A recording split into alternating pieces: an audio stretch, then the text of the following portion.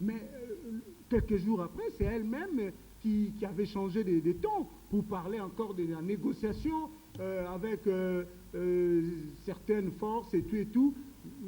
Cela donne à réfléchir, M. Niembo. On ne Cela sait pas donne... trop qu'est-ce qu'on veut, une chose et son contraire à la fois. Non, cela donnerait à réfléchir lorsque on n'a pas tout le contexte. Il faut avoir tous les éléments. Vous n'êtes pas de la presse écrite, mais les amis, vos amis de la presse écrite ont écrit partout que cette rébellion-là, il y avait des complicités internes. Mais non, nous en parlons de tous. La presse Vous est en unique. parlez tous.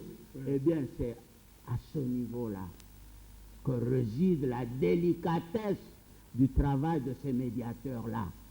Parce que ceux qui crient sur M23 sont peut-être profondément impliqués là-dedans jusqu'au cou. Il faut savoir débroussailler ce contexte de manière à atterrir sur la tentative M23, donc on ne peut plus l'approcher. Mais M23 est qualifié de force négative. Pourquoi? Tout simplement parce que ces gens ont commis des crimes qui font qu'aujourd'hui, on les qualifie de force négative. Êtes-vous sûr que dans le pouvoir de Kinshasa, on ne trouve pas des gens qui ont commis les crimes de même nature que ceux qu'on reproche au M23? La communauté internationale, je ne suis pas de la communauté internationale, mais je me dis, elle doit sûrement disposer d'une liste des gens qui ont commis... Vous n'êtes pas de la communauté internationale, vous êtes d'où alors? Non, moi je suis de la RDC, la communauté internationale, c'est qui? C'est toute une nébuleuse dont je ne fais pas partie. Je le dis pourquoi. Mais à qui vous avez confiance pour mettre la paix en RDC? C'est-à-dire que ceux qui nous dirigent, la manière dont ils nous ont menés à bateau, a fait que cette communauté internationale ne pouvait qu'intervenir telle qu'elle est intervenue. Et en plus, si je remonte, l'AFDEL est venu comment? C'est pas cette communauté internationale. Donc ceux qui nous dirigent sont le produit de cette communauté internationale. Si aujourd'hui ceux qui nous les ont amenés nous disent qu'ils n'en veulent plus, qu'est-ce que moi j'ai à faire là-dedans? Alors, c'est pour vous dire en fait que l'étiquette force négative, il faut faire attention. Il y a des forces négatives partout. Et par rapport à ça, pour réussir dans un tel contexte, il ne faut pas y aller bruyamment. Il faut poser des actes réfléchis. Il faut contourner beaucoup d'obstacles, et il y en a eu. Regardez les négociations de Kampala. Un an, jour pour jour, on a dit on ne veut pas de ceci, on ne veut pas de ceci.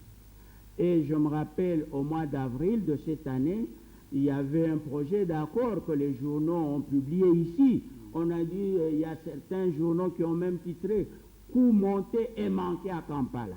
Donc, le gouvernement congolais a évité le piège. Je vous dis qu'avant de venir sur ce plateau, j'ai pris ce qui est signé aujourd'hui à Nairobi et le projet du mois d'avril. Du mois d'avril, c'est la même chose. Donc, on a perdu. Mais signé séparément.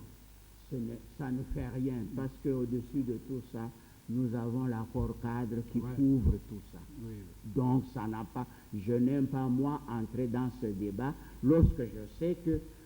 Parce qu'on fait un débat lorsqu'on n'a pas de solution. Oh, la solution est là, c'est l'accord cadre. Le reste, c'est des manœuvres dilatoires pour, en fait, retarder le processus politique qui doit être conduit par Madame Mary Robinson et Monsieur Claudel.